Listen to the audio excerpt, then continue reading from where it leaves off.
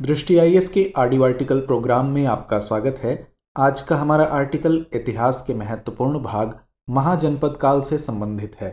UPSC की प्रारंभिक और मुख्य दोनों परीक्षाओं में इस भाग से प्रश्न पूछे जाते रहे हैं।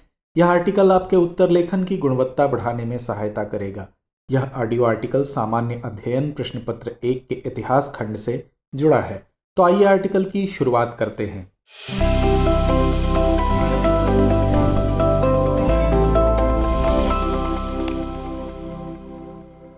छठी शताब्दी ईसा पूर्व तक भारतीय उपमहाद्वीप में कई राजनीतिक शक्तियों का उदय होने लगा था। कई छोटे छोटे कबीलों ने जनपदों या महाजनपदों का रूप धारण कर लिया था। इन महाजनपदों के कारण इस काल को महाजनपद काल कहा गया।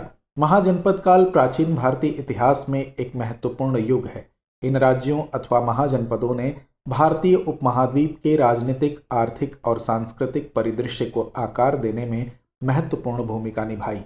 इस ऑडियो आर्टिकल में महाजनपद काल से संबंधित विविध पहलुओं पर विस्तार से चर्चा की गई है। सबसे पहले समझते हैं महाजनपदों की उत्पत्ति और उद्भव किस प्रकार हुआ। महाजनपद शब्द संस्कृत से लिया गया है। वैदिक काल में छोटे छोटे कबीलों को जन कहा जाता था। एक जन के लोग जब किसी क्षेत्र विशेष में बसने लगे तो उस क्षेत्र को जनपद कहा जाने लगा। इन जनपदों का नाम इनके कबीलों के आधार पर होता था, जैसे कौशल, वत्स आदि। जब ये जनपद अत्यधिक बड़े क्षेत्रफल में विस्तारित हो गए तो इन्हें महाजनपद कहा जाने लगा। इस परिवर्तन में कई कारकों ने योगदान दिया, मसलन कृषि उन्नति, व्यापार और वाणिज्य आदि। लोहे के औजारों की शुरुआत और व्यापक उपयोग ने कृषि उत्पादकता को बढ़ाया, जिससे अधिशेष उत्पादन हुआ। इस अधिशेष ने बड़ी आबादी का समर्थन किया। साथ ही विभिन्न क्षेत्रों को जोड़ने वाले व्यापार मार्गों के विकास ने आर्थिक समृद्धि को बढ़ावा दिया। वस्तुओं, विचारों और संस्कृतियों के आदान प्रदान ने जटिल समाजों के विकास को बढ़ावा दिया। आर्थिक उन्नति ने राजनीतिक सशक्तिकरण को जन्म दिया। छोटे जनजातियों और समुदायों के बीच निरंतर संघर्ष और गठबंधन ने क्षेत्रों के समामेलन को जन्म दिया, जिसके परिणाम स्वरूप अधिक व्यापक और शक्तिशाली राज्य बने।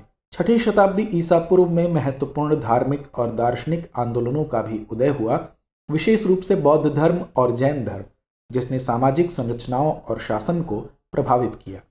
आइए जानते हैं महाजनपद काल में किस प्रकार की राजनीतिक संरचनाएं और शासन व्यवस्था थी। महाजनपदों ने शासन के विविध रूपों का प्रदर्शन किया, जिन्हें मुख्य रूप से राजतंत्र और गणराज्यों के रूप में वर्गीकृत किया गया। हालांकि अधिकांश महाजनपद राजतंत्र का ही पालन करते थे। गौरतलब है कि राजतंत्रीय महाजनपदों में सत्ता वंशानुगत राजा के अधीन केंद्रित होती थी। राजा राज्य के मामलों पर संपूर्ण अधिकार रखता था।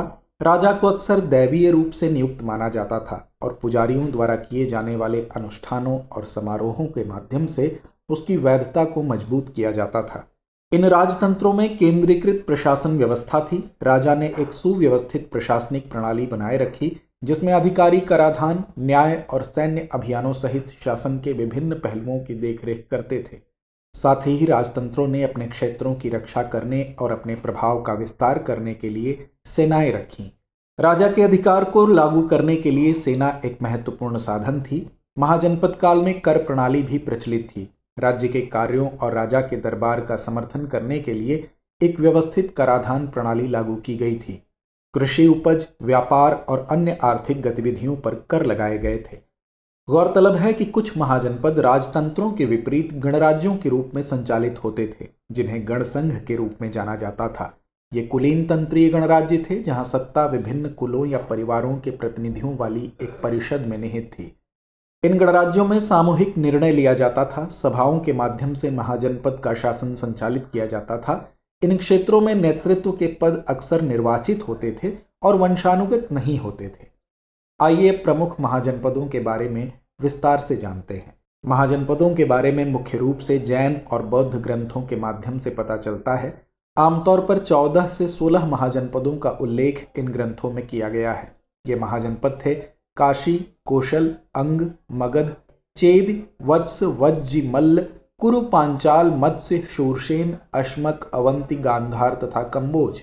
ये महाजनपद उत्तर में वर्तमान पाकिस्तान के पेशावर से लेकर दक्षिण में गोदावरी नदी तक फैले हुए थे। इन 16 महाजनपदों में से कई अपने राजनीतिक महत्व, आर्थिक समृद्धि और सांस्कृतिक योगदान के कारण अलग पहचान रखते हैं, जैसे मगध। मगध महाजनपद काल में सबसे शक्तिशाली राज्य था। वर्तमान बिहार में स्थित मगध की प्रारंभिक राजधानी राजगृह आधुनिक राजगीर थी, जिसे बाद में पाटलिपुत्र आधुनिक पटना में स्थानांतरित कर दिया गया। गंगा के उपजाऊ मैदानों और महत्वपूर्ण व्यापार मार्गों तक पहुंच सहित रणनीतिक भौगोलिक लाभों के कारण मगध एक प्रमुख शक्ति के रूप में उभरा। बिंबिसार और उनके बेटे अजातशत्रु जैसे शासकों के अधीन मगध ने विजय और रणनीतिक विवाहों के माध्यम से अपने क्षेत्र का विस्तार किया। राज्य की संपत्ति, उपजाऊ कृषि भूमि और समृद्ध प्राकृतिक संसाधनों, जिसमें लौह भंडार शामिल हैं, द्वारा बढ़ाई गई। इसके अतिरिक्त मगध धार्मिक और दार्शनिक विकास का भी केंद्र था। वह बौद्ध धर्म और जैन धर्म दोनों के लिए एक महत्वपूर्ण केंद्र था। गौतम बुद्ध और महावीर ने इस क्षेत्र में काफी समय बिताया था। इसके अलावा कोसल, वत्स, अवंती आदि अन्य प्रमुख गणराज्य थे। आइए अब जानते हैं महाजनपद काल के दौरान आर्थिक और सामाजिक जीवन किस प्रकार का था। आर्थिक जीवन की बात की जाए तो ज्यादातर लोग कृषि कार्य में संलग्न थे। लोहे का आविष्कार हो चुका था। लोहे के हल ने कृषि उपज में वृद्धि की। महाजनपद काल में व्यापार और वाणिज्य भी उन्नत अवस्था में था। जलीय व्यापारिक मार्ग भारत को फारस, मेसोपोटामिया और स्थलीय मार्ग चीन व अफगानिस्तान से जोड़ते थे। वहीं महाजनपद कालीन समाज की बात करें तो समाज में वर्ण व्यवस्था कठोरता से कायम थी। समाज ब्राह्मण, क्षत्रिय, वैश्य और शूद्र वर्ग में विभाजित था। समाज में ब्राह्मणों और क्षत्रियों का वर्चस्व अधिक था, जिसके विरोध के रूप में बौद्ध और जैन धर्म का विकास हुआ। बौद्ध धर्म और जैन धर्म ने ब्राह्मणवादी अनुष्ठानों का विरोध किया और कई अनुयायी बनाए। महाजनपद काल में कई शहरी केंद्रों का उदय हुआ। राजगीर, उज्जैन, वैशाली आदि महाजनपद काल के प्रमुख शहर थे। महाजनपद काल में समाज में महत्वपूर्ण धार्मिक परिवर्तन भी आया। आइए इन धार्मिक आंदोलनों के बारे में जानते हैं। 6वीं शताब्दी ईसा पूर्व तक आते वर्ण व्यवस्था अत्यंत कठोर हो चुकी थी। शूद्रों पर अत्याचार बढ़ने लगा था। ऊंच नीच, छुआछूत जैसी कुरीतियां समाज में गहराई से व्याप्त हो गई थी। शूद्रों और महिलाओं का शोषण बढ़ने लगा था। समाज में बढ़ते भेदभाव के बीच महात्मा बुद्ध और महावीर स्वामी जैसे संतों ने सामाजिक धार्मिक परिवर्तन को एक नई दिशा प्रदान की। कपिलवस्तु के शाक्य कुल के राजकुमार सिद्धार्थ को कई वर्षों की तपस्या के बाद गया में ज्ञान की प्राप्ति हुई। ज्ञान प्राप्ति के बाद उन्हें गौतम बुद्ध कहा जाने लगा। गौतम बुद्ध ने बौद्ध धर्म की स्थापना की और मध्यम मार्ग के माध्यम से कठोर सामाजिक व्यवस्था में परिवर्तन की शुरुआत की। इसी तरह जैन धर्म के आखिरी तीर्थंकर महावीर स्वामी ने जैन धर्म का प्रचार प्रसार किया और तत्कालीन वर्ण व्यवस्था पर कुठाराघात किया। महाजनपद काल में इन धार्मिक आंदोलनों की सफलता का मुख्य कारण इस काल के शासकों द्वारा इन धर्मों को संरक्षण प्रदान किया जाना था। तत्कालीन शासकों ने बौद्ध और जैन संतों व भिक्षुकों के लिए विहार और आश्रम बनवाए तथा उनके प्रति अपना सम्मान प्रकट किया। बिंबिसार और प्रसेनजित जैसे शासकों के संरक्षण ने इन धर्मों को फलने फूलने में महत्वपूर्ण भूमिका निभाई। आइए अब नजर डालते हैं निष्कर्ष पर। महाजनपद काल ने बड़े साम्राज्यों, विशेष रूप से मौर्य साम्राज्य के उदय के लिए मंच तैयार किया। यह राजनीतिक केंद्रीकरण, आर्थिक समृद्धि, धार्मिक नवाचारों और सांस्कृतिक उन्नति द्वारा चिन्हित एक परिवर्तनकारी युग था। इस काल में लिखे गए बौद्ध और जैन ग्रंथ तत्कालीन समय की जानकारी प्राप्त करने के लिए प्रमुख ऐतिहासिक स्रोत हैं। जैन और बौद्ध भिक्षुकों और संतों ने भारतीय उपमहाद्वीप के लिए तत्कालीन सॉफ्ट पावर का भी काम किया। चीन, तिब्बत जैसे दूर दूर के देशों से लोग यहाँ बौद्ध धर्म की शिक्षा ग्रहण करने आते थे।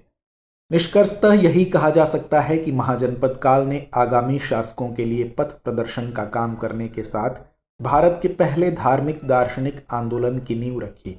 तो व्यूअर्स, आज के लिए बस इतना ही। चर्चा को विराम देते हुए नोट करते हैं आज का सवाल।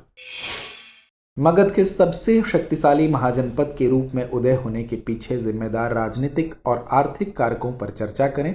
अपने उत्तर का समर्थन करने के लिए ऐतिहासिक स्रोतों से उदाहरण प्रदान करें।